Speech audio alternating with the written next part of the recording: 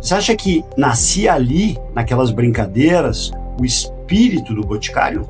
Eu acho que esse espírito vai até hoje. Hoje a grande satisfação que eu tenho, né, ainda é entrar numa loja nossa e verificar, né, aquela porção, né, de frascos iluminados, né, cada um com uma poção mágica, cada um deles com propósito também de criar transformações. Porque a gente não vende apenas perfume por perfume. O que é aquele perfume, aquele creme, aquele shampoo vai gerar de transformação e na autoestima de milhares de pessoas. Então isso faz com que o meu propósito, a minha missão seja de transformação. Olá, sejam muito bem-vindos a mais um episódio do meu podcast Conversas com Propósito. Eu sou André Caldeira, sócio fundador e CEO do Grupo Propósito. Meu entrevistado de hoje é uma pessoa que eu tenho muita admiração e que há muito tempo eu esperava pelo momento de poder tê-lo aqui no podcast. Miguel Kriegsner, fundador e presidente do Conselho do Grupo Boticário. Miguel, seja muito bem-vindo ao Conversas com Propósito. Bom dia, André, e muito obrigado pelo convite aí. Vamos ver o que a gente vai... Como que vamos conduzir essa conversa nossa? Vamos sim. Vai ser muito bom. Eu vou fazer uma apresentação um pouco mais completa sua e a gente já vai começar o nosso bate-papo. Tudo bem. Miguel Kriegsner nasceu em 1950 na Bolívia. Aos 11 anos, mudou-se com os pais para o Brasil. Formou-se em farmácia e bioquímica em 1975 pela Universidade Federal do Paraná, a contragosto de seu pai, que queria ver o filho formado em medicina. 2 anos depois, em 1977, realizou o sonho de ter o seu próprio negócio e abriu uma pequena farmácia de manipulação na rua Saldanha Marinho, no centro de Curitiba. O nome da empresa foi uma homenagem aos antigos farmacêuticos que manipulavam medicamentos de forma artesanal. Assim, nasceu o Boticário. Miguel foi pioneiro ao criar um modelo de franchise no país. Desenvolveu produtos que se tornaram ícones da perfumaria nacional, como Aqua Fresca e Malbec, e transformou a pequena farmácia de manipulação na maior rede de franquias do Brasil e na maior cadeia de cosméticos do mundo, com quase 4.000 lojas no nosso país. O Boticário é líder no mercado brasileiro de perfumaria e está presente em outros 15 países. Em 2010, ao lado do cunhado e sócio Arthur Greenbaum, deu mais um passo para a ampliação do negócio e criou o Grupo Boticário, que hoje reúne grandes marcas como o Boticário, Eudora, Quem Disse Berenice, The Beauty Box, Multi-B, Vult, Beleza na Web, Dr. Jones e Trust Professional. Atualmente, é presidente do Conselho do Grupo Boticário e presidente do Conselho Curador da Fundação Grupo Boticário de Proteção à Natureza. Autor do livro A Essência de Empreender, foi ganhador do Prêmio Jabuti 2025 na categoria Negócios, o que me motivou a fazer o convite para tê-lo como meu entrevistado no episódio de hoje. O livro é sensacional e a gente vai falar bastante sobre isso. Miguel tem 75 anos e há mais de 40 anos é casado com Cecília, com quem tem 2 filhas, Anete e Tatiana, e 3 netos, Guilherme, Liana e Davi, em memória. Miguel, puxa, é uma honra tê-lo aqui no podcast e eu sempre começo os episódios pedindo para meu entrevistado trazer um trecho da sua história que tenha sido marcante na sua trajetória e que ajudou a definir quem a pessoa é hoje. Qual seria esse trecho que você poderia trazer para a gente? Viu, André? Antes da gente começar, tem uma netinha nova aí. Chama Ariela. Chama Ariela. Ariela, olha... Linda, uma menininha linda que vem completar aí o meu time. Que bacana. A Ariela é filha... É filha da Tatiana. Filha da Tatiana. Tatiana e do Cláudio. Muito bom. Então, qual seria o trecho que você traria para a gente? Veja, nós estamos nos referindo ao livro também. Ao livro, a sua história, o que você quiser. Veja, na verdade, que eu procurei no livro transcrever um pouquinho dessa trajetória, mas foram... a gente está falando de propósito, né? A temática aqui talvez seja propósito. Eu acho importante nessa questão do propósito, para você, do propósito da tua vida, talvez tentar transmitir isso para uma obra, né? Eu sempre falo que você na vida tem duas possibilidades. Ou você pode ser um alface, né? Ou dar um sentido real e verificar por que você foi jogado nesse planeta e qual que é a tua missão por aqui, já que você não pediu para vir aqui, né? Você não pediu para nascer, mas já que nós temos uma passagem, de como você pode fazer dessa tua passagem alguma coisa bastante marcante para a sociedade, para a vida, né? Para as pessoas que habitam, né, com você nesse pedaço do planeta aqui. Uhum, uhum. Então, eu acho que a gente pode começar por aí, que a partir daí eu acho que a gente pode entender e compreender um pouco toda essa minha trajetória. Certo. E qual seria, então, um momento dessa história que você pensa, puxa, aqui eu, de fato, estava cumprindo ou estou cumprindo, né? Pensando em todos esses 75 anos, tem algum recorte que venha, assim, em primeiro lugar? Não é o único, obviamente, né? Mas, assim, um que você pudesse trazer para a gente? Veja, eu sou filho, né, de sobreviventes da Segunda Guerra Mundial.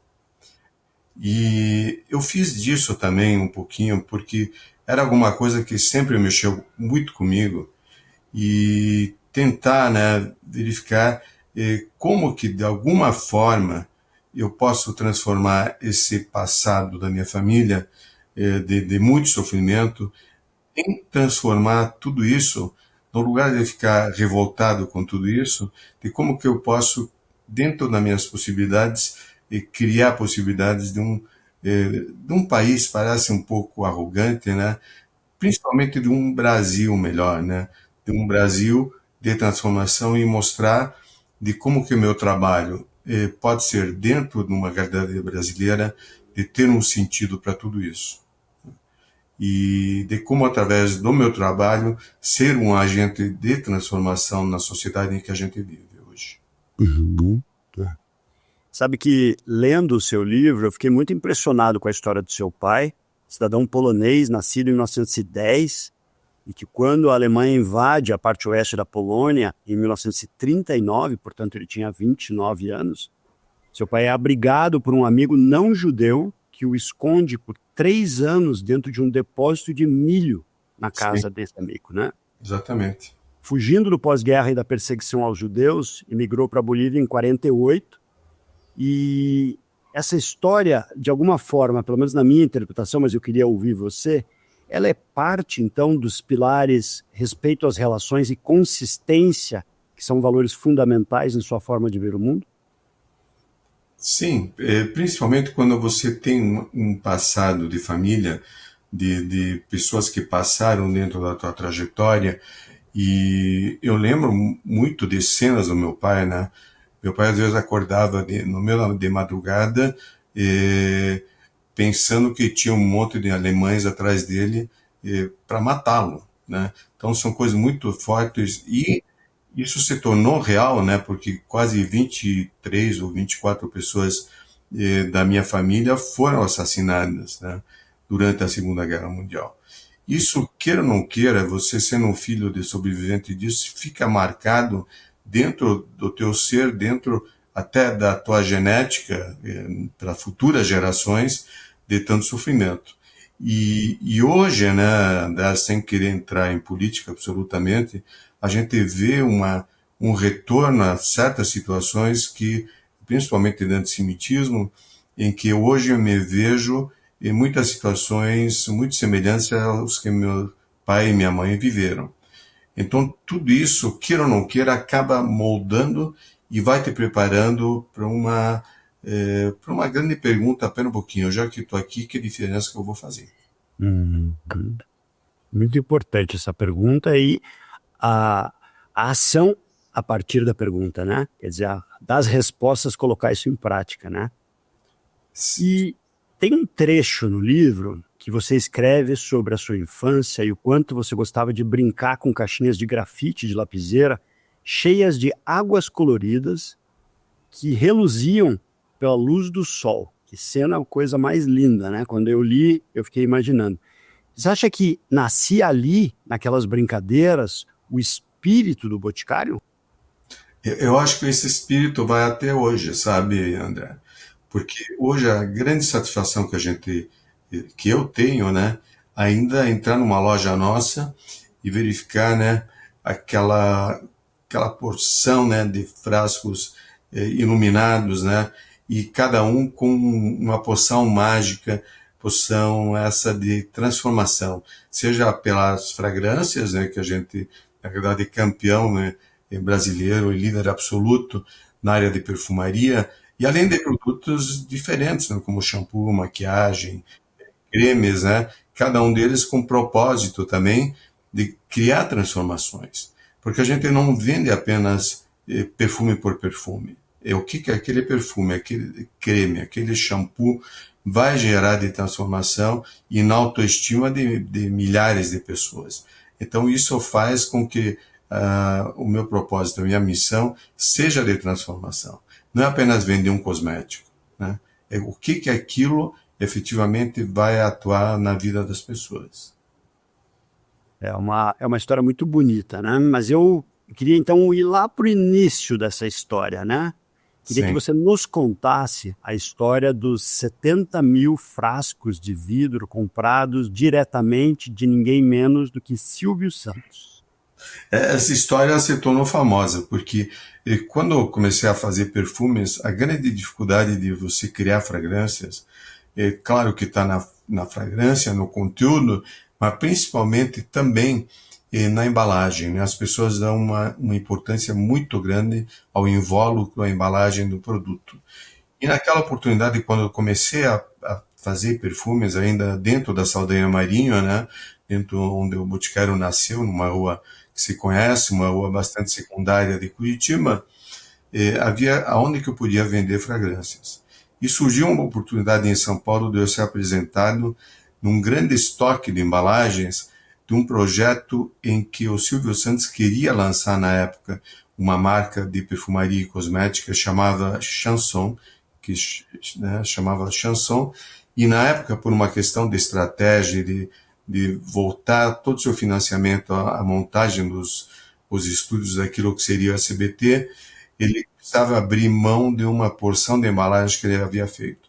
Foi apresentado aos frascos que hoje ainda a gente usa, que são a nossa ânfora, e eu olhei aquele estoque enorme e a pessoa que estava me atendendo, né, falou, olha, tem esses quase 70, 65 mil frascos, e aí eu falei, eu gostaria de pelo menos uns 1.500. E na época era um gerente do Silvio Santos, e me falou, olha, ou tudo ou nada, e a gente precisa se livrar desse negócio nos próximos 10 dias, precisa liberar esse estoque, todo esse armazém aqui. Eu lembro que na época dei marcha ré quase, mas joguei, olha, se ele me fizer, assim, especulando, né, na época, se ele me fizer em 12 vezes, eu levo tudo. Né, para minha surpresa, que ele foi lá para dentro, voltou uns 5, 10 minutos depois, e eu louco para cair fora, sabe, André? Sabe quando você joga um negócio e diz, puta, tomara que não venha, tomara que o cara não tope. Aí o cara veio, não, em 12 vezes não dá, o Silvio concordou fazer em 10 vezes. Eu disse, puta, agora eu preciso dar um jeito nisso aí.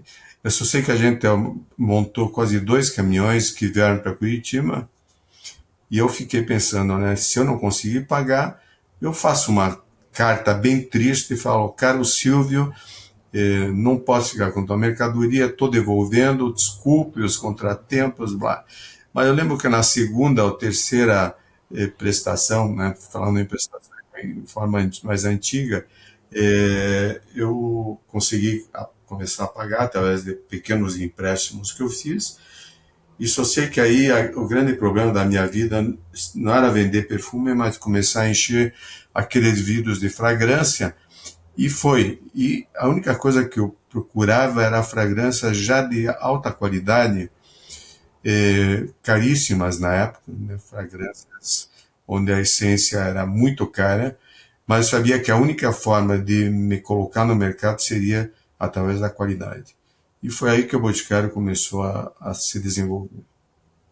É muito impressionante essa história, porque eu, aqui resgatando o que eu disse no início, então em 77 você cria, né, a primeira loja, né, a farmácia original do Boticário.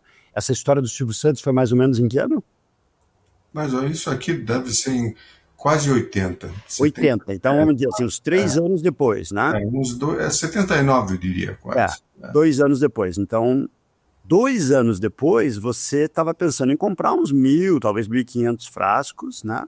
As famosas ânforas, e aí você leva 70 mil. Então tem uma ousadia grandiosa, Miguel, nessa história, que ela é muito impressionante, porque não é a irresponsabilidade, é a ousadia de parcelar e a ousadia de trazer aquilo tudo e, bom, agora... O que eu faço? O que eu faço com isso? E, mais do que isso, não com qualquer coisa, como você acabou de falar. Trazer qualidade a partir do princípio. Sim. O que é muito bonito. Não, e foi fundamental porque isso também permitiu, através da loja Aeroporto, não sei se vai tocar ou não isso na entrevista. Não, mas comente já, vamos lá. Porque aí comecei a pensar como que eu posso dar vazão a tudo isso. Aí abriu-se uma oportunidade de abrir uma farmácia, na época do antigo aeroporto Afonso Pena, onde eu consegui uma loja. Né? Consegui uma loja, e dessa loja eu já pensei de cara, eu preciso fazer uma lindíssima decoração. Eu lembro que na época eu contratei um arquiteto, Alberto Selli, muito famoso na época, para me fazer essa loja. E a loja, desde o início, começava a se destacar. Era uma loja com uma fachada lindíssima, com cortiça, que era muito usada na época. E através dessa loja, comecei a receber os primeiros interessados em montar uma loja semelhante em outros locais. E, basicamente, iniciava aí o sistema de franquia do Boticário, porque o que essas pessoas me pediam? Elas queriam uma exclusividade no local, né? Uma decoração muito semelhante, uma garantia de abastecimento, uma garantia na área de propaganda na época, de como que a gente ia fazer a propaganda disso, e aos pouquinhos começaram aí a surgir as primeiras lojas do Boticário, primeiro em Brasília, né? Através da Laura. A Laura era uma funcionária dentro do consulado da França, que começou a revender produtos e perfumes dentro do consulado da França. Imagina isso aí, né? E aí surgiram as possibilidades de franquia em São Paulo, no Rio de Janeiro, e aí a coisa começou a se desenvolver. E a Laura é franqueada até hoje, tem várias lojas que eu vi no livro, né? São Sim, 29. ela e as filhas, né? As filhas que filhas. são nossas franqueadas. E até hoje, né, depois de tantos anos, continuamos parceiros. Porque o sistema de franquia, ele é um sistema em que permite que muitas estruturas familiares possam ter o seu negócio. Através de um investimento, claro, né, muitas vezes de uma reserva de capital, mas que podem dar início a uma franquia e ter toda uma garantia que uma franquia pode ter dado um negócio desse aí. Yeah. E de novo, Miguel, eu estou aqui fazendo as minhas contas, né? Então, se 77 você tinha 27 anos quando você faz a loja original. Essa loja no aeroporto foi mais ou menos em que ano? Por aí, 79 e 80. Ou seja, mais ou menos, talvez logo em seguida, né? É o que você acabou de falar, para dar vazão, né, aos 70 mil frascos. Mas, de novo, a sua preocupação com a qualidade do projeto arquitetônico, em algo que fosse bonito, e isso gera a visibilidade, chama a atenção das pessoas e ajuda, né? Então, é muito interessante essa característica. Você sabe, André, não querendo te interromper, mas não, eu vou lembrando, né, à medida que você vai falando, sabe que a gente vai resgatando as memórias, né? E eu lembro que lá no aeroporto tinha 5 lojas, né? E uma delas estava destinada a ser uma farmácia, né? O pessoal da Infraero, na época, que precisava de uma farmácia. E eles fizeram uma licitação, só que nessa licitação aí, no dia em que eles iam abrir as cartas, não apareceu nenhuma farmácia para ser aberta. Porque como eu tinha, na época, uns 20 voos, mais ou menos, no aeroporto Afonso Pena, com todas as dificuldades, né, de A tempo, neblina a neblina, eterna. ninguém queria uma farmácia. Aí eu peguei, coloquei, eu toco uma farmácia e contando que tem alguns perfumes também para vender, né? E fui lá com duas cartas na época, né? Fui com duas ofertas, né? Conforme o público, conforme quem ia aparecer na licitação ali, eu entregava um ou outro envelope, é claro. Quando eu vi que eu estava sozinho na sala, é claro que eu entreguei o envelope com um valorzinho menor para ganhar. E foi aí, né? Porque eu lembro que na parte da farmácia, a gente, né, chamava Aerofarma Perfumaria, eu tinha medicamentos também. Mas os medicamentos tinham uma gaveta assim, onde eu guardava todos os meus medicamentos. Uhum, uhum. Porque aeroporto eu fui fazendo uma conta, o que precisava, né? Você precisava de alguma coisa para enjoo, uma dor de cabeça, um preservativo, coisas assim, que eu fui fazendo o meu estoque de acordo com o mercado, que eram, sei lá, 20 produtos, né? 20, 25 produtos, que eu tinha uma gaveta enorme lá que eu guardava e pronto. Nunca faltou produto também. Fazia objetivo da Infraero de ter. E o grande estoque, claro que eram perfumes na época. Muito bom. Depois da abertura da primeira loja no centro de Curitiba, eu li que os ingredientes das fragrâncias, álcool, água, essência e fixador, eram misturados nos garrafões que a sua tia Sônia, irmã mais nova do seu pai, preparava vinho caseiro durante a Páscoa judaica. Sim. Em outra passagem, você conta do presente que ganhou de Miriam, sua irmã, uma batedeira Valita, para ajudar no processo produtivo dos cremes na farmácia. Sim. Como essas origens estão presentes ainda hoje nas práticas de liderança e governança do Grupo Boticário? Veja, eu acredito que num negócio como o nosso, né, a criatividade e a inovação são importantes em tudo aquilo que a gente faz. Nós temos, né, dentro do nosso negócio, concorrentes internacionais, né?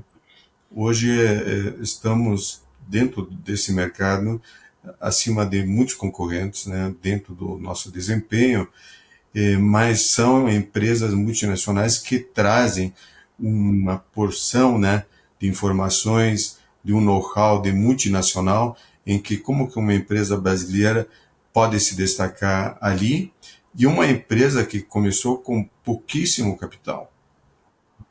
Então, na hora que, como você citou muito bem, que eu fui procurar os garrafões da minha tia Sônia na época, eu poderia, na época, as grandes perfumarias tinham enormes tanques, né, de aço inoxidável para fazer seus produtos. Então, eu lembro que no segundo andar da Saldanha Marinho, eu tinha uma porção de vidros de vinho, né, que minha tia... Eu fui lá, na realidade, eu pedi emprestado, mas nunca mais devolvi, né, esses vidros. Então, eu enchia de álcool, essência e tal, filtrava dentro do móvel lá que eu comecei a pensar, tinha que filtrar tudo aquilo e encher. Então, eu tinha umas mangueirinhas que eu tinha uma linha de produção das minhas ânforas e eu fui enchendo manualmente os meus fresquinhos de perfume. Então, esse tipo de coisas, e o creme, né? Creme, não sei, fazer creme é muito semelhante a você fazer um chantilly, uma maionese. Só que ele é muito mais pesado na hora que você vai mexer, fazer esse creme. Então, a batedeira da minha irmã, Miriam, me ajudou muito, só que tinha que fazer creme quilo por quilo, né? Então, tinha que fazer os quilos, pegar os potinhos de 30 ou 100 gramas e encher manualmente. E foi aí que a gente começou a desenvolver a coisa toda. Acho que esses recortes eles são sensacionais, primeiro pelo resgate de como as coisas aconteceram, né? Mas mais do que isso, por essa coisa de tatear o desconhecido e procurar ampliar. Porque, obviamente, você tinha o tema dos 70 mil frascos que você precisava, né, preencher, e aí as coisas começam a acontecer. E eu acho, Miguel, que esse tipo de história ele é muito interessante para nós, público externo, mas para o público interno entender a essência, a origem, que eu entendo que está aí até hoje, de fazer bem feito, de entregar com qualidade, de eficiência com os recursos que se tem, porque esses são elementos muito importantes na competitividade, inclusive perante empresas de porte global, não é? Claro. Veja, eu acho que a diferença é você não fazer mais ou menos. Eu sempre achei também que o mundo está cheio de pessoas que fazem coisas mais ou menos. E num negócio como o nosso, assim, mais ou menos não é permitido, seja tanto no produto que você fabrica, no serviço que você presta, né? Porque você veja, né, nós temos basicamente, desde a fabricação, desde o desenvolvimento de produto, a distribuição, até chegarmos no nosso consumidor final. Então você tem uma linha em que nenhum ponto desses pode ser mais ou menos. Então a gente não é apenas uma fábrica. A gente tem uma fábrica, a gente tem uma área de marketing, uma área de distribuição, uma área de varejo, né? E essa área de varejo, através das franquias, hoje já tem um destino final de revendedoras que acabam adquirindo, né, nossos produtos dentro da franquia, né? E hoje nós chegamos em quase 2 milhões, né, de mulheres que vendem os nossos produtos. Então, como você faz essa linha de distribuição sem ferir nenhum parceiro do teu negócio? O que eu quero te dizer? Quando a gente começou a fazer a venda direta, a gente tinha muito receio de que a gente não queria ter nenhum furo na distribuição, na linha daquilo que a gente fazia. Principalmente do franqueado com a venda direta. Porque eu não podia ter canais diferentes, mantendo uma margem suficiente para que o produto chegasse no final, no nosso consumidor, dentro de uma margem muito boa de quem estivesse negociando e com a qualidade de atendimento que a gente precisa. Uhum. Eu acho que isso é o DNA de uma empresa que tem longevidade, né? E você falou há pouco sobre o tema da autoestima, né? Que os produtos desenvolvidos e fabricados por vocês, eles vão muito além do uso, mas sim do efeito, inclusive em como a pessoa se percebe. E aí tem as relações de afeto nas famílias, né? Pelas fragrâncias, pelo uso. E tem uma história muito bonita que eu queria que você contasse para a gente sobre a artista plástica Wanda Terra em relação a esse tema das relações de afeto. Você veja como o perfume, na verdade, é algo extremamente marcante. Nesse caso específico, eu lembro que havia uma busca da mãe por um filho, um perfume de um filho que havia se perdido. Acho que é essa a história, né? Estou falando essa porque nós tivemos várias situações semelhantes e de como que a gente, através de uma forma quase artesanal de chegar num produto que já foi na nossa linha, como que se resgata desde a embalagem tudo aquilo e o efeito de que um produto desses dá em alguém que perdeu um ente querido, né? Então você resgatar o cheiro, né? Aquilo te leva à memória, né? Que o perfume, né? A fragrância, ela está intimamente ligada às pessoas que você ama, né? E às vezes não, né, André? Né? Às vezes você não pode nem sentir a fragrância. É verdade. Você tem o outro lado da moeda lado. que pode ser extremamente negativo. Mas ainda bem que geralmente são lembranças muito positivas de alguém. Você pode perguntar para alguém que trabalha com você, qual que é o perfume que a pessoa sentiu no primeiro amor que a pessoa tinha. Né? Então... Você sabe que eu tenho uma história, Miguel, e eu sempre faço essas correlações meio absurdas na minha cabeça, ouvindo aqui os meus entrevistados, e eu vou contar. Eu sou casado há 30 anos com a Dani, que você conhece, falávamos dela um pouquinho antes de começar a gravar, e eu e a Dani namoramos durante uns 2 meses e meio, e depois acabamos ficando separados por uns 2 anos. E nesse momento que não estávamos juntos, eu comecei a sair com uma outra menina, que sabia que eu gostava muito de um perfume que a Dani usava. Até hoje eu lembro o nome, chamava-se Red. Eu não sei quem era o fabricante. Mas a menina usava o perfume querendo, de alguma forma, criar uma associação boa para mim. E era o contrário, porque só me fazia lembrar da Dani. E aquilo acabava com qualquer momento de maior intimidade. Não é ela. Vou atrás do original. Tem um tema da pessoalidade, né? Da identificação, que é muito forte aí, que vai para o afeto mesmo, né? Para as lembranças. Muito bom. Bom, falando um pouquinho sobre a evolução, né? Então, 77 o Boticário começa, 87 o Brasil passa por uma crise muito séria, que obviamente impacta também as vendas do Boticário. Uma queda, você relata no livro, de 30% de um mês para o outro, criando uma dificuldade enorme em honrar os compromissos que a empresa tinha à época. Queria que você contasse para a gente a história de uma reunião que você fez em São Paulo, os 10 maiores fornecedores da empresa lá naquele ano. Você sabe que o nosso país, infelizmente, vivia, né, grandes crises, né? Hoje a gente tem pequenas grandes crises, né? Mas as grandes crises se davam numa forte, principalmente na área financeira, de quedas enormes no consumo, né? Uma inflação super exagerada, de números absurdos em que a gente tinha que se acomodar rapidamente dentro das situações. E uma dessas situações que você está colocando foi em que nós tivemos uma queda muito grande nas vendas, né, que despencamos, né? E naquela época eu tinha um endividamento importante com os meus fornecedores.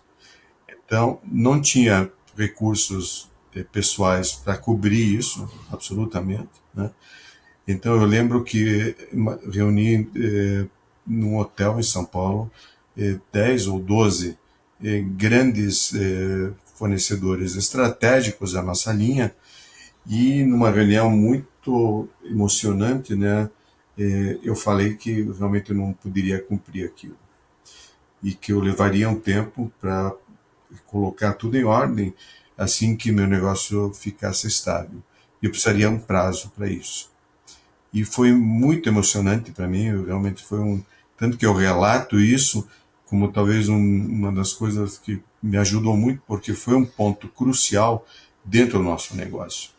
E todos eles concordaram em aumentar o meu prazo e começar a pagar meus compromissos lentamente. Falei, mas eu não posso sofrer, né, uma diminuição nas compras, eu não podia parar. Não se tratava apenas de um passivo, mas de continuidade, de como que além do passivo eu conseguiria ainda matéria-prima, embalagem, para ir cumprindo, para não falhar, principalmente com os meus franqueados. Então aí às vezes eu me pergunto por que eles toparam. E aí eu acho que vai muito dentro da trajetória, como você vai construindo o teu passado de comprometimento. E aí eu lembro que meu pai falava na época para mim, né, um pouco antes, que você venda as tuas calças, mas não fique devendo para ninguém. Né? E foi o que aconteceu. Né? Não vendi minhas calças, mas eu procurei cumprir com eles, porque aí eu senti a credibilidade que a gente começou a ter junto aos nossos fornecedores. E foi importante, e é importante até hoje. É uma história sensacional na perspectiva, de novo, do eletrocardiograma, de se fazer uma empresa do zero, empreender num país como o Brasil, mas tem um aprendizado maior que é o capitalismo de stakeholders, onde no momento que você entende que o fornecedor é um parceiro estratégico, você também será compreendido por esse fornecedor como um parceiro estratégico. Então, é uma relação de ajuda mútua e não extrativista, o que a gente acaba vendo em muitos casos, né, numa versão talvez mais capitalista, mais curto-prazista. Por isso que eu fiz questão de trazer, sabe, essa Sim. história, porque lá atrás você já traz um exemplo de uma relação de stakeholders e que, obviamente, eu imagino que, se não todos, muitos deles são parceiros de vocês até hoje. Você sabe, André, eu lembrava muito porque eu sou farmacêutico, né?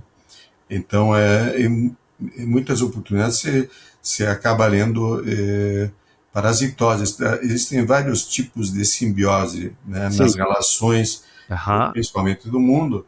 Então, eu acho que tem um tipo de simbiose que não é parasitária, né? É uma simbiose em que ela é harmônica, em que são dois seres, né, que mutuamente precisam um do outro, mas essa relação ela tem que ser uma relação de ganha e ganha. Né? Um precisa do outro ganhando. Se eu estrangular meu fornecedor ou o meu franqueado, essa relação não vai ser harmônica. E aí ela não é construtiva. Então, alguém não pode sair perdendo em qualquer relação. Isso em qualquer relação humana, né? Muito importante esse ponto aí, que é o ganha-ganha. Agora, queria que você contasse para a gente o momento em que você convida o Arthur, seu cunhado, para vir para o grupo. Sim.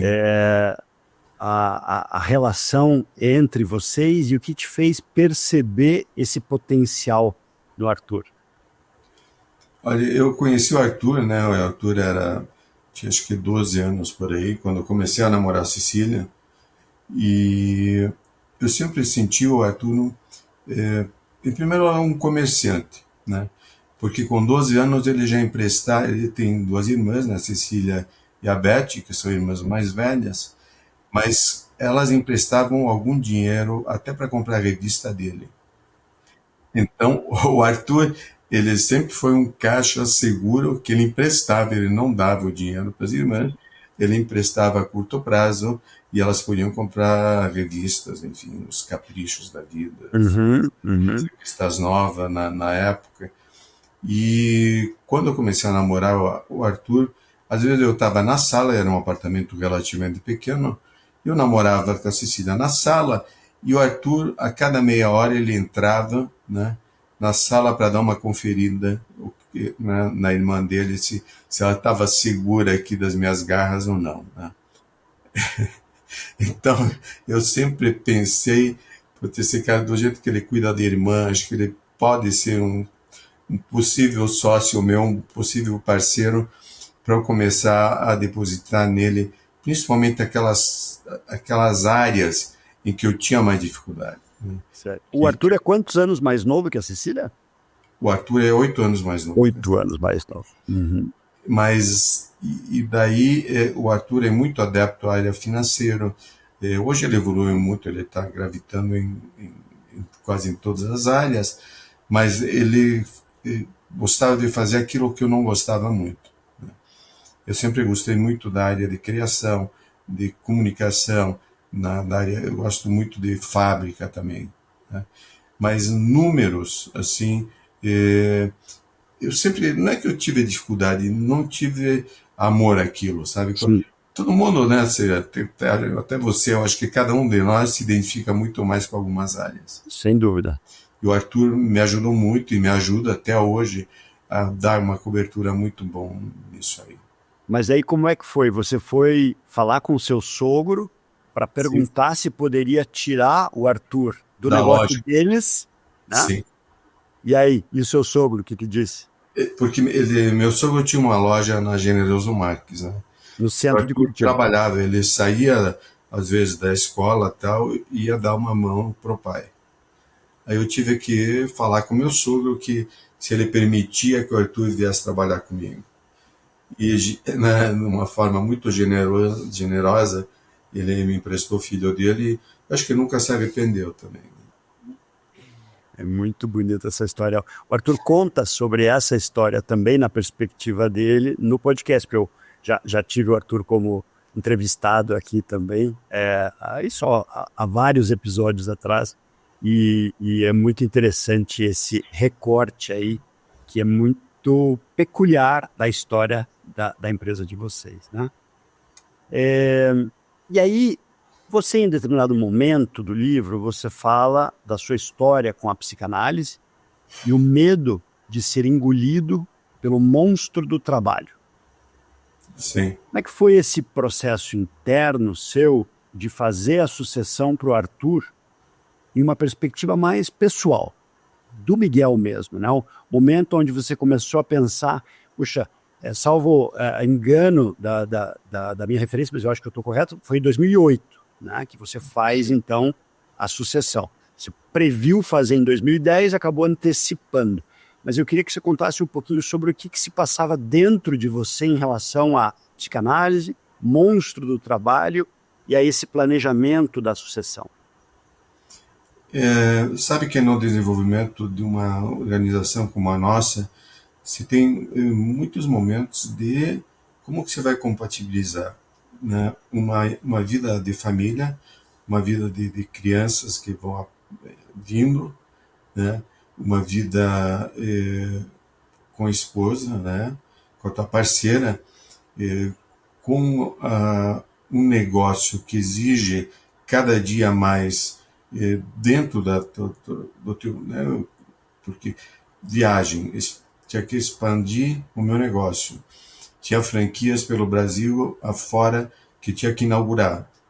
Tinha que cuidar de produto, tinha que cuidar do início de uma fábrica, né, que precisava ser construída. A primeira etapa da nossa fábrica foi em 1982, que basicamente era um espaço de 1.000 metros quadrados onde tudo acontecia, do endividamento nessa época. Então, eram todas coisas juntas com que eu não tinha muito para dividir, e muitas vezes você só tem o teu espelho com quem você pode trocar de ideias, né? Porque é um universo de situações em que você não pode sobrecarregar muitas vezes a tua parceira, porque são muitas coisas juntas. Acho que todos nós vivemos momentos desses aí.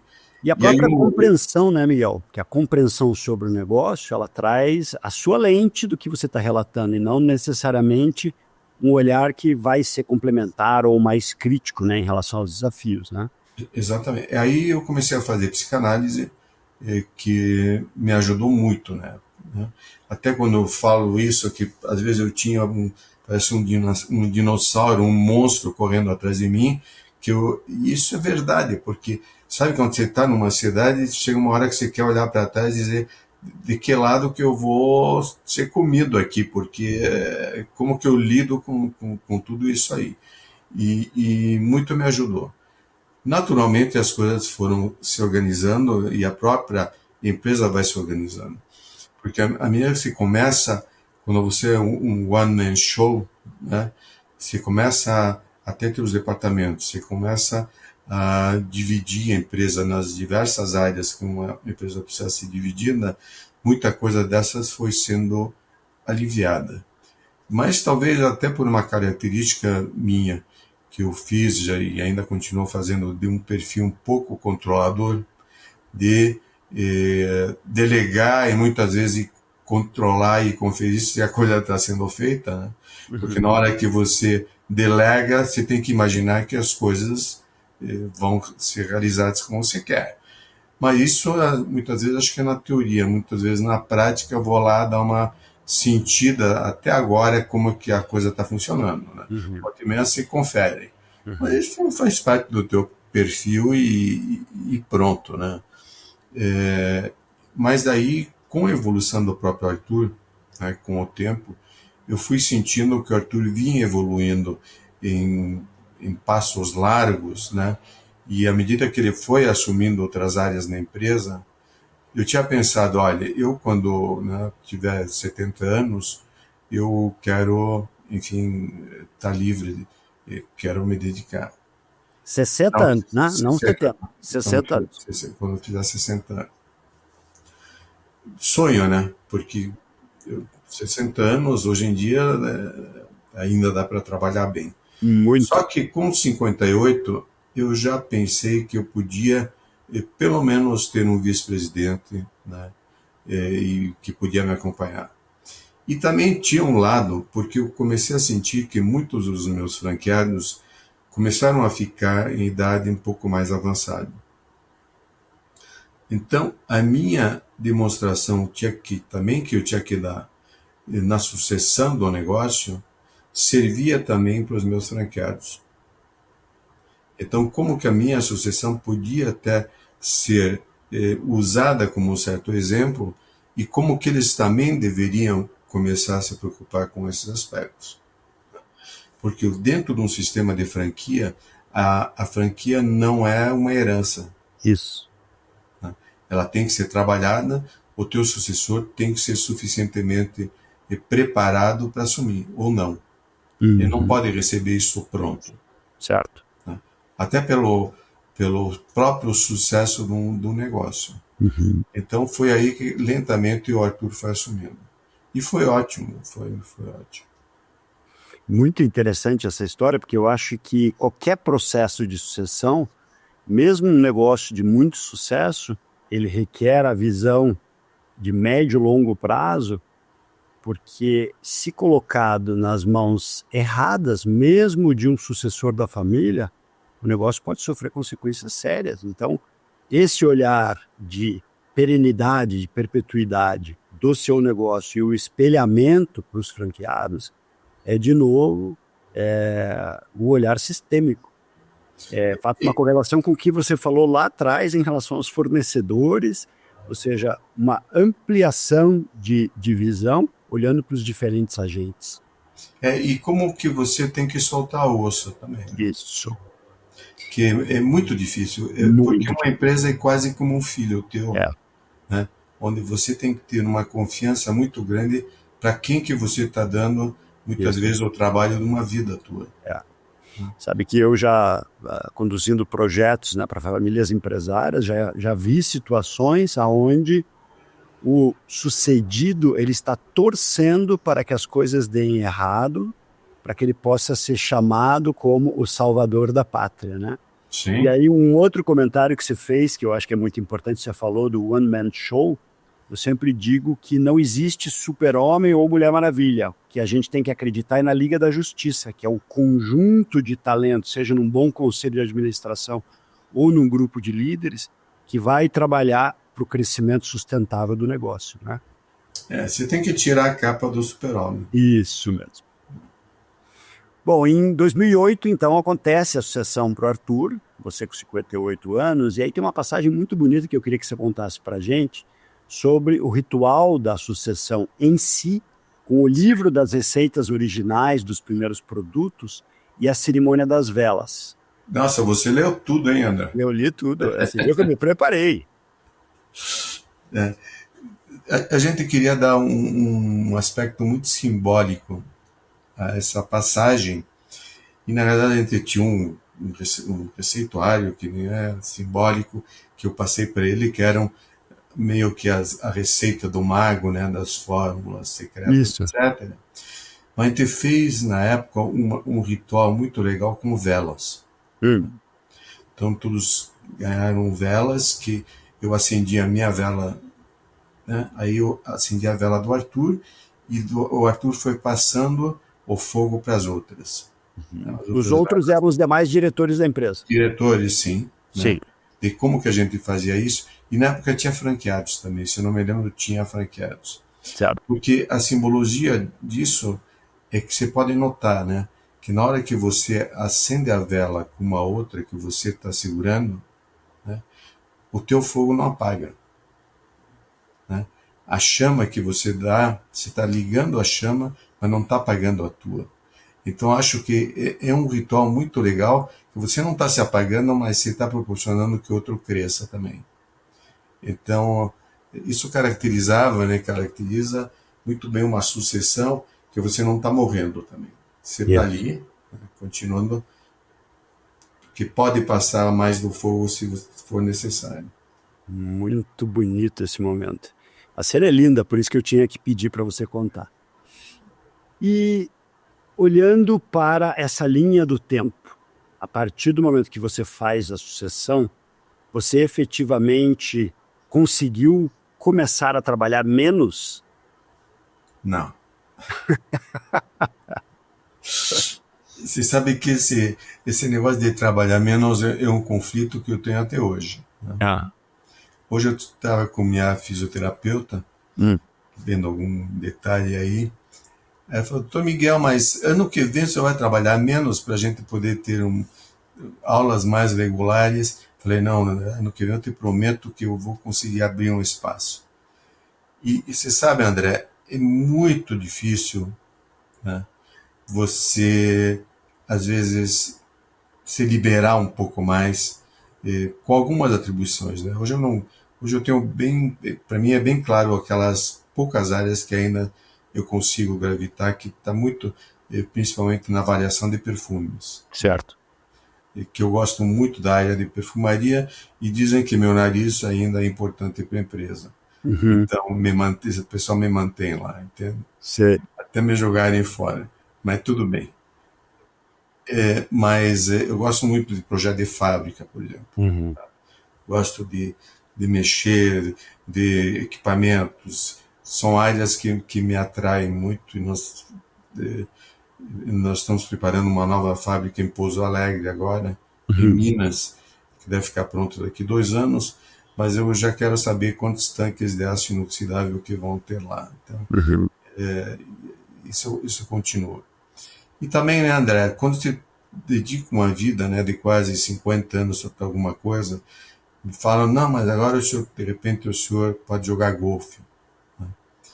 Que é uma coisa calma, que não vou começar a jogar tênis, né? Fico pensando assim, tudo bem, com 75 anos eu vou começar a correr atrás de uma bolinha. Nada contra de quem joga tênis, golfe, né? Mas não é para mim.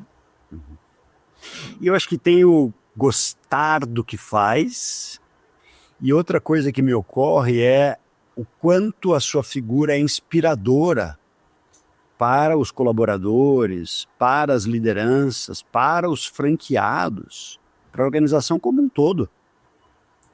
Sim, eu acho que é importante, né? É importante ainda mais numa fase em que, como nós estamos num momento de muitos sucessores, né, estarem entrando, é muito bom contar todas essas histórias, né, e verem a minha figura contando isso também. Isso. Acho que tem um lado emocional bacana também e um lado de mais ou menos assumirem uma responsabilidade de levar também uma coisa para frente. Tá? Acho que nisso eu posso ajudar bastante.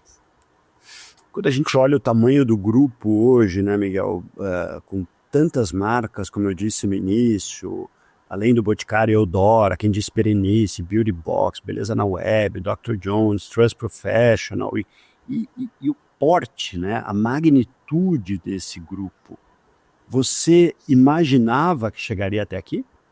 Nunca. Nunca.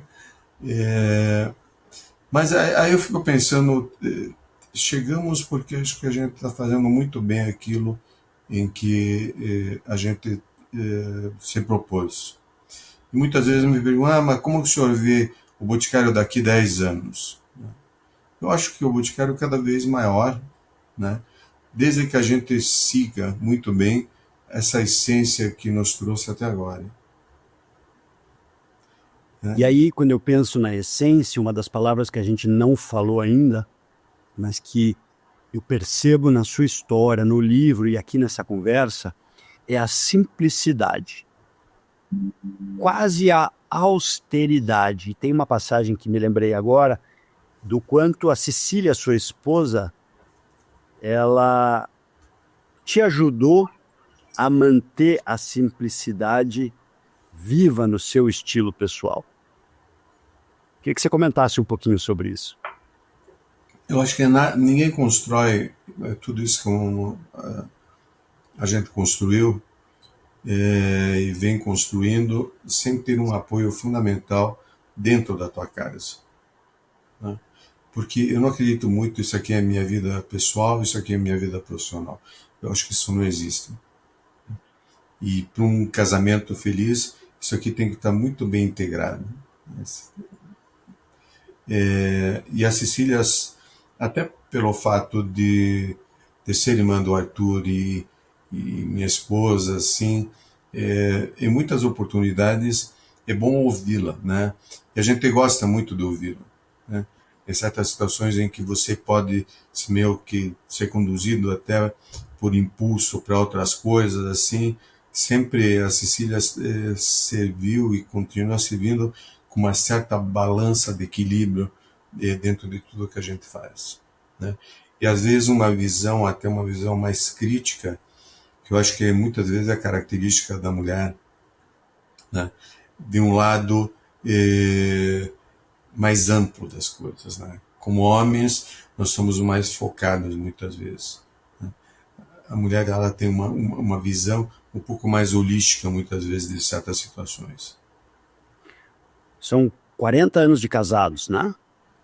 Sim. Você e a Cecília. Então, você já era casado com a Cecília? Mais de 40, mais de 40. Mais de 40. Já era casado com ela quando abriu a primeira loja, lá em 77? Não, a Cecília foi minha estagiária. Ah, olha. A Cecília foi minha... Então, esse negócio de tem que ficar de olho na estagiária também. E vocês já viveram muitos momentos importantes, como você bem disse, né? Profissionais e pessoais juntos, né?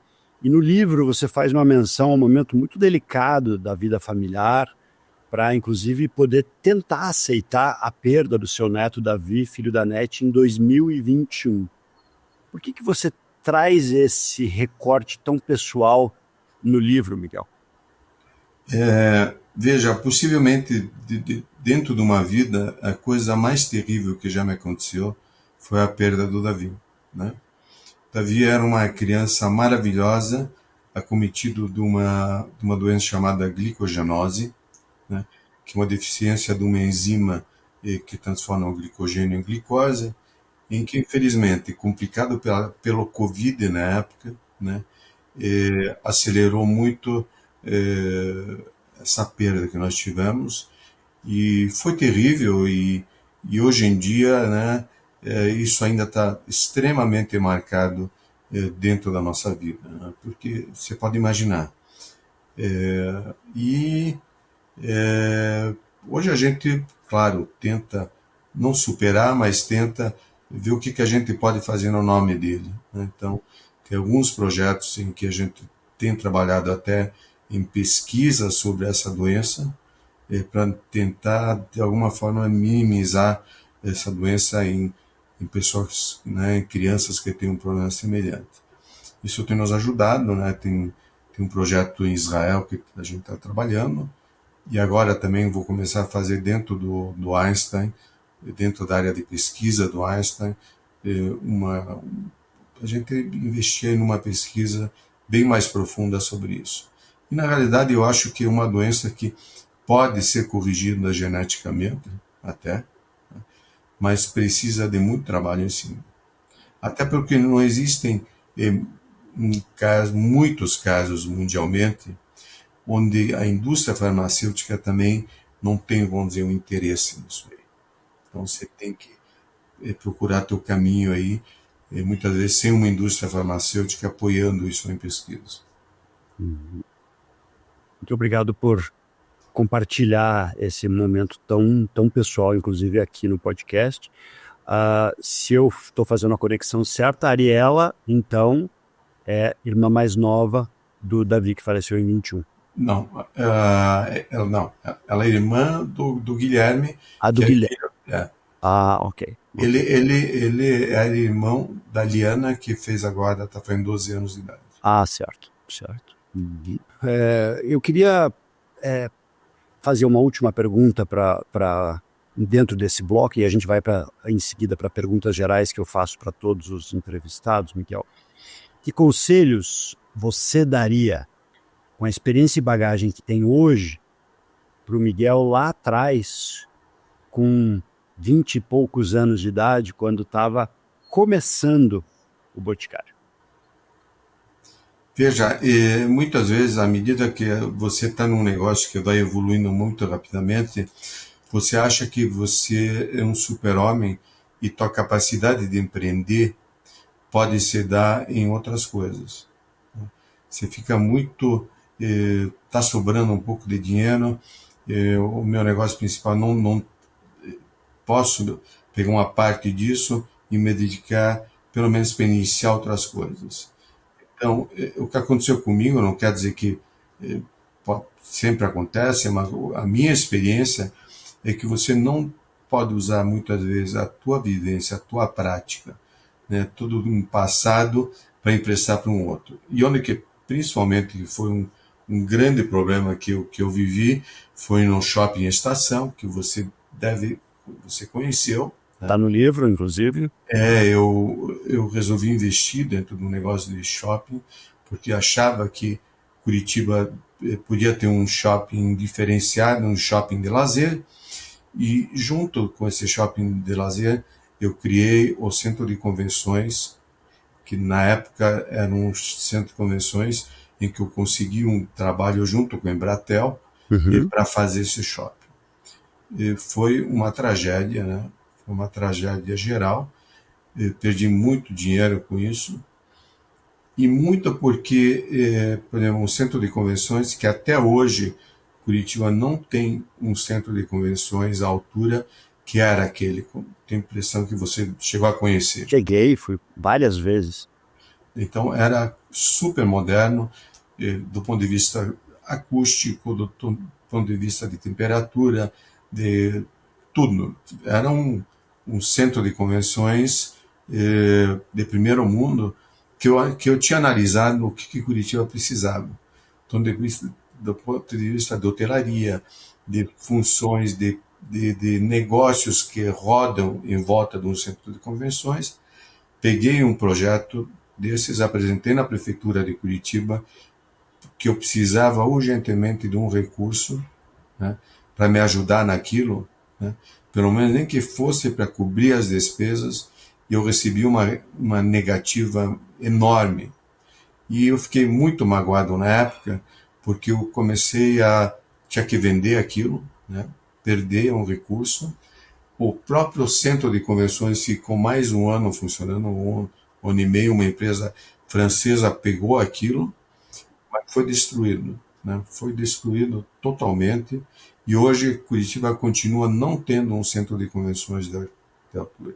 Tem, né? Tem algumas coisas no positivo, mas não com aquela facilidade no centro da cidade, que podia atender muito bem.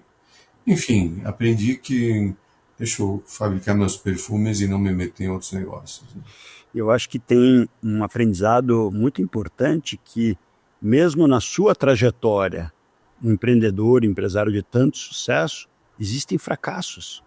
Porque, sabe, o mercado tende a mitificar a sua figura e achar que tudo são boas fragrâncias e flores, quando na verdade tem vários percalços, que eu acho que é uma das grandes mensagens da história do seu livro, né? Que eu já falei, que está aqui, que eu recomendo para todo mundo.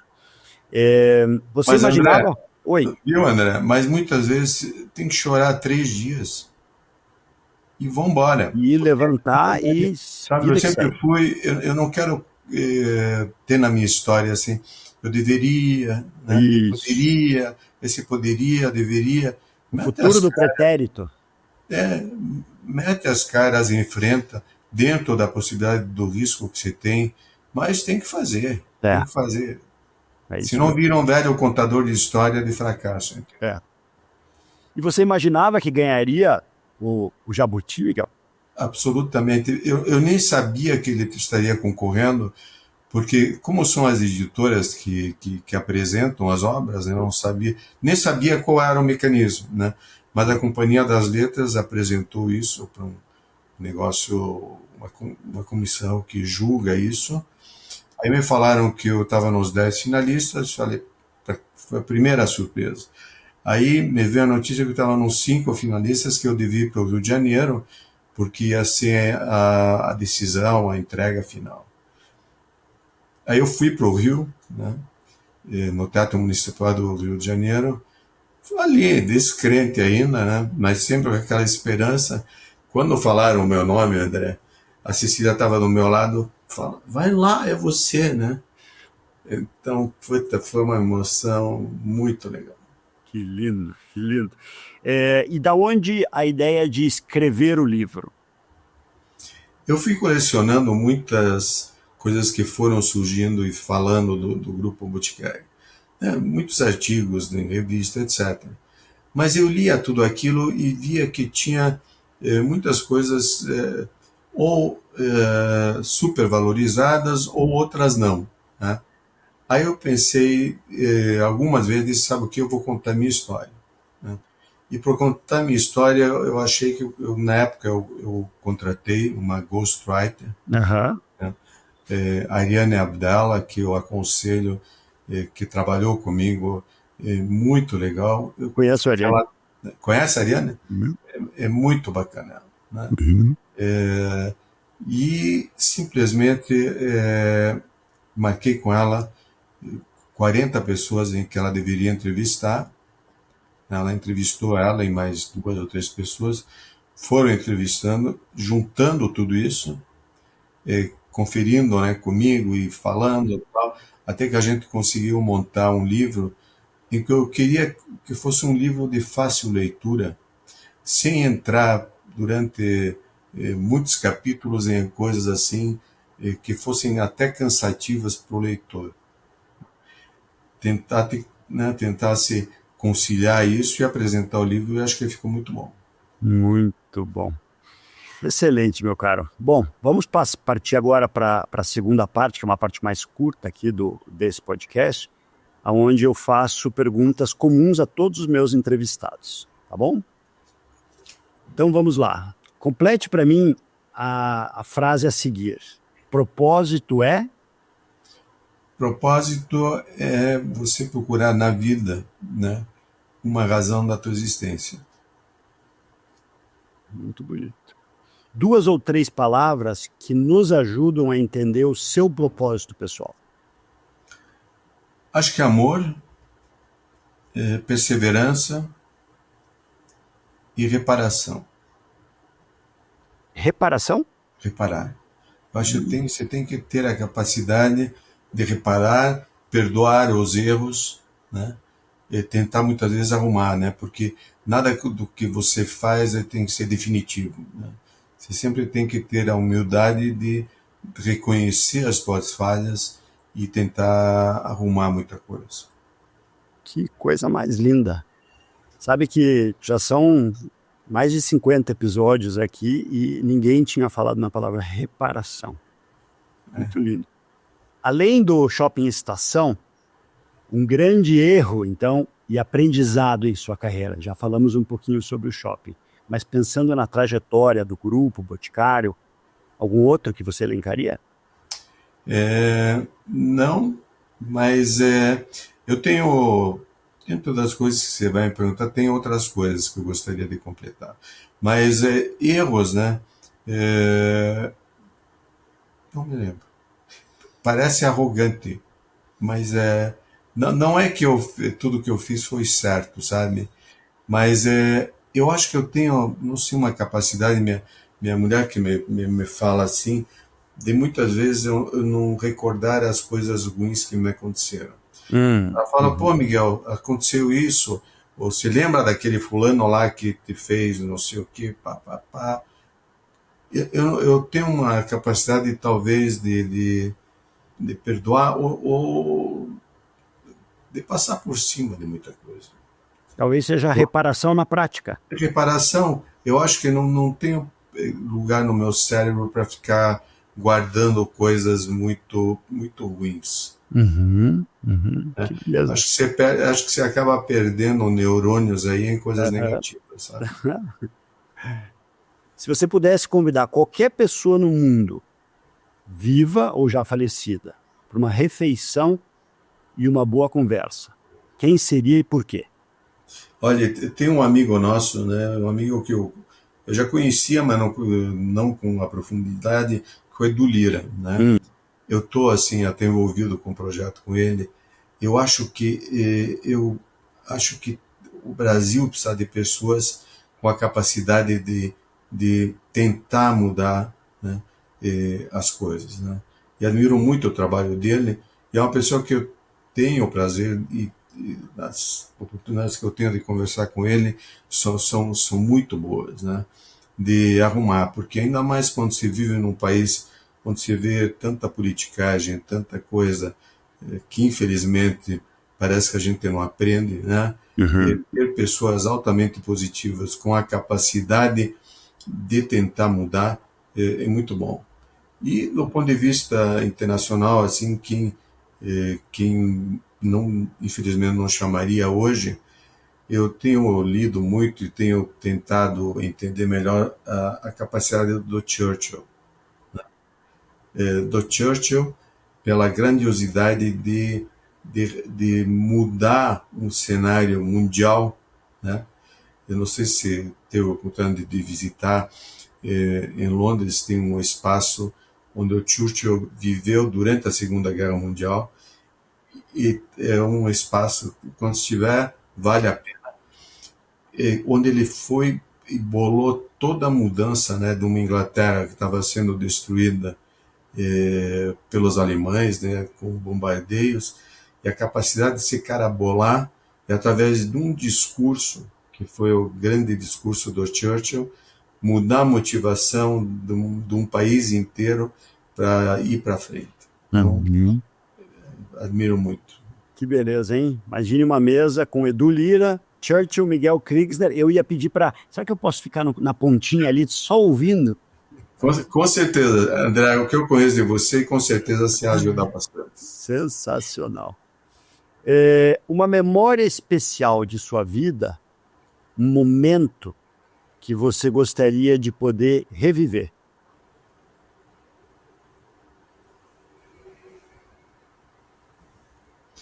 Olha, pode parecer, mas eu tive uma vida muito curta com minha mãe. Minha mãe faleceu muito cedo, acho que no livro eu acabo relatando. Não sei se sim. Como é que ela se chamava? Annelise. Annelise, e ela faleceu? Annelise. Ela faleceu com 34 anos, eu tinha 10. E a lembrança que eu tenho dela foi sempre muito boa. Então, gostaria de ter tido mais tempo de conviver com ela, né? E por tudo, né?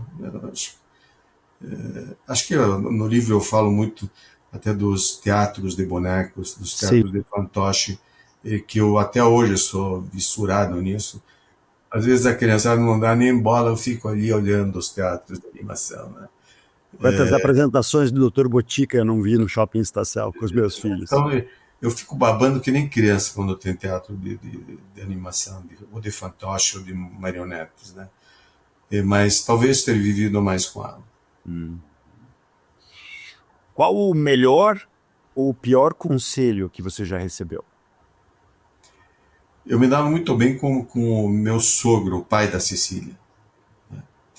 E eu lembro que quando eu estava no meio do negócio do Shopping Estação, que a gente falou, aí meu sogro falava muito Yiddish, né? Yiddish, que é a língua derivada do alemão, né? Mas eu entendo. Aí ele me falou: para que você precisa disso? Foi a única vez que meu sogro me chamou a atenção de alguma coisa que eu estava fazendo. Aí, quando ele via toda a minha... Ele falou: para que você, Miguel, para que você precisa disso? E eu não me arrependi de não ter ouvido ele, porque podia ter fechado já naquele momento em que a coisa estava quase que nascendo, e eu insisti e fiz uma burrice, assim. Entendi. Naquela época, no momento da abertura, que ano nós estamos falando? 2002, mais ou menos. 2002, você tinha quantos anos? Uns 50 anos. É. E seu sogro? Ah, meu senhor já tinha uns 60 e pouco. Olha só. Interessante. Que pergunta você teria para mim nessa nossa conversa? Dentro de tudo que eu tenho visto, né, de você e do teu trabalho, quais são os grandes aprendizados que você... Não aprendizados. Hum. Quais foram as principais coisas em comum que você sentiu dos teus entrevistados, que são bastante comuns a empreendedores assim, que você já teve a oportunidade de entrevistar? Uhum. Primeiro, eu acho que a honra, o honrar a história. Porque as pessoas que eu trago, obviamente, é uma curadoria pessoal, então são pessoas que, de alguma forma, querem falar sobre o tema do propósito. Então, honrar a história e falar de peito aberto, de uma forma vulnerável, humana, sobre isso. Então, acho que, do ponto de vista humanitário, de humanidade, essa é uma característica recorrente que eu percebo.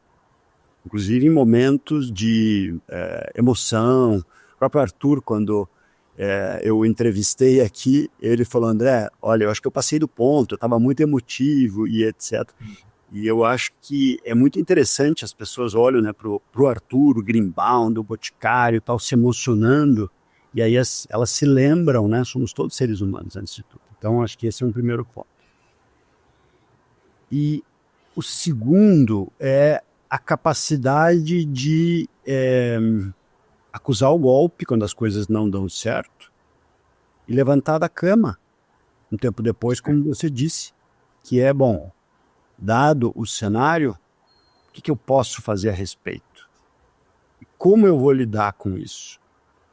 Porque se a gente está falando em tirar a capa do Super-Homem ou da Mulher Maravilha, que não teria a capa, mas o traje, eu acho que a gente está falando de novo sobre humanidade, mas a gente está falando sobre a importância de pedir ajuda, de fazer análise, né? Eu faço também terapia há muitos anos, sobre a importância de trazer outras pessoas com valores comuns antes de tudo, mas que sejam competentes para perseguir os objetivos de uma forma mais sinérgica. E acho que uma terceira coisa, Miguel, é o pensamento sistêmico, no sentido de não são pessoas que olham somente para si mesmas.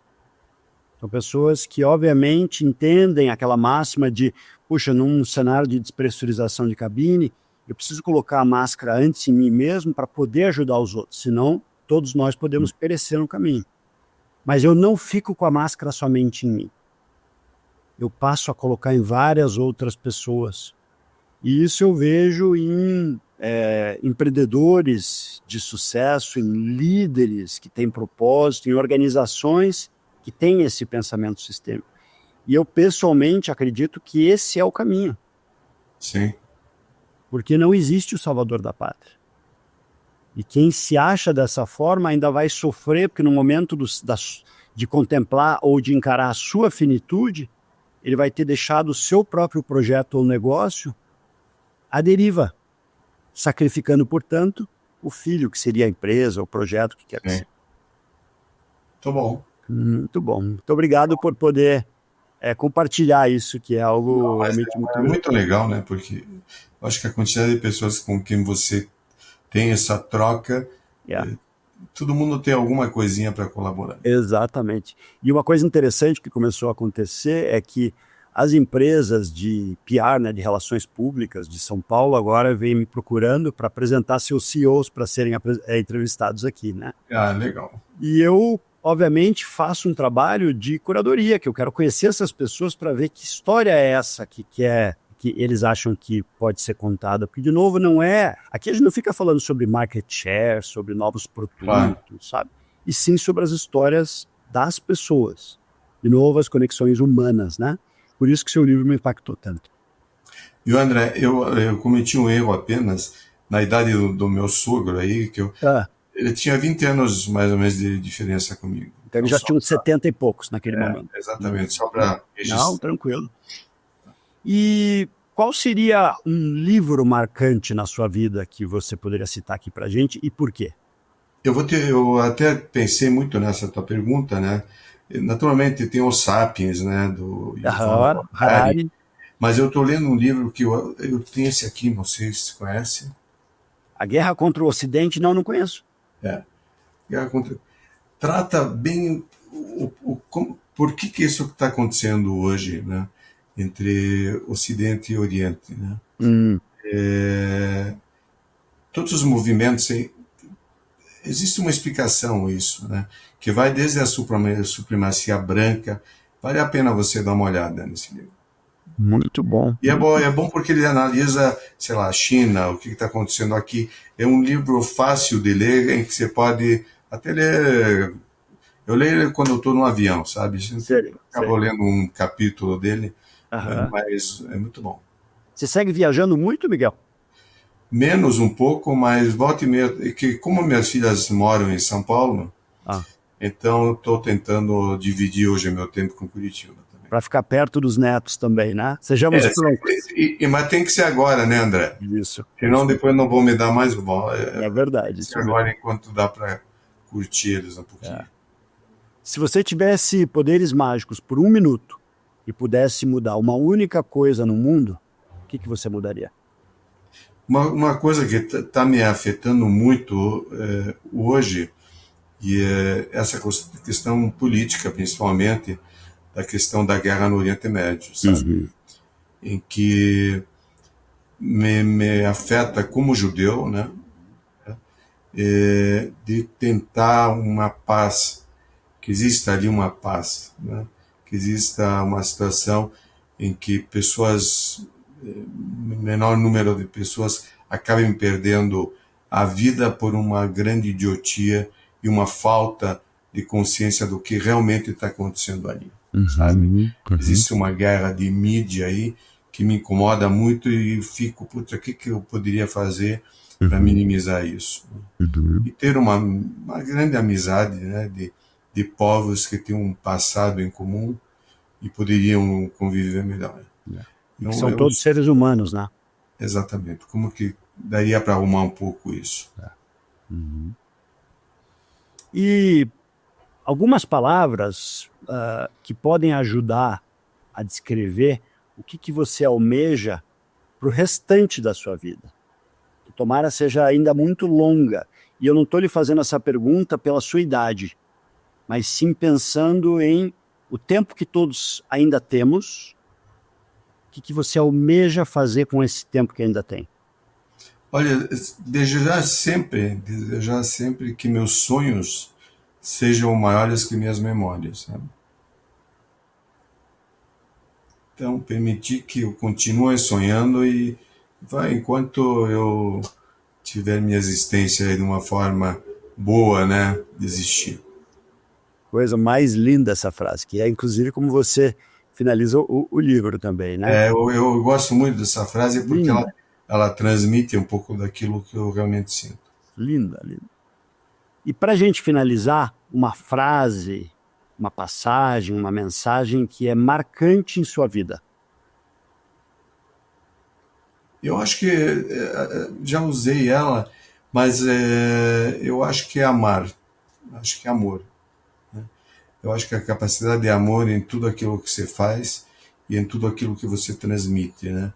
Porque é um sentimento que ele pode ser o pano de fundo para toda uma vida. Sensacional. Sensacional. Fico emocionado aqui, Miguel. Muito, muito obrigado pela sua abertura, pelo seu tempo, pela sua generosidade, viu? Então, vamos juntos, André. E em breve vamos tomar um café aí para trocar ideias. Vai ser uma honra. Muito, muito obrigado, viu? E muito obrigado a você que nos acompanhou em mais esse episódio tão especial. Agradeço por seu tempo, pela sua escuta atenta, pela sua audiência.